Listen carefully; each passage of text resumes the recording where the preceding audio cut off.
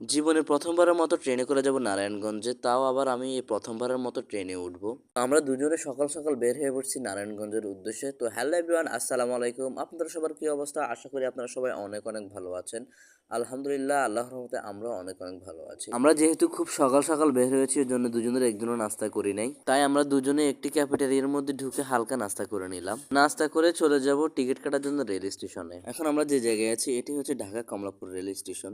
Dhaka Kamalapur rail station থেকে নারায়ণগঞ্জ যেতে প্রায় 1 ঘন্টার মতো সময় লাগে। অবশেষে আমাদের ট্রেনটি চলে আসছে। আসার পর পরে আমরা তাড়াহুড়া করে ট্রেনে উঠে পড়লাম। আর কমলাপুর থেকে নারায়ণগঞ্জ যেতে প্রায় 1 ঘন্টার মতো সময় লাগে। মূলত আমরা নারায়ণগঞ্জ যাচ্ছি একটি দাওয়াতে, আর আমরা যেতে যেতে প্রকৃতিকে উপভোগ করলাম। তো আমরা অবশেষে নারায়ণগঞ্জে পৌঁছে গেলাম। আর আমার পারিহার খুবই শখ ছিল সে নৌকায় উঠবে, তাকে নৌকায় উঠাতে পারলাম না, তাকে ট্রলারে উঠালাম। তো আমাদের নারায়ণগঞ্জের এপার থেকে ওপার যেতে হবে ইকরামপুর।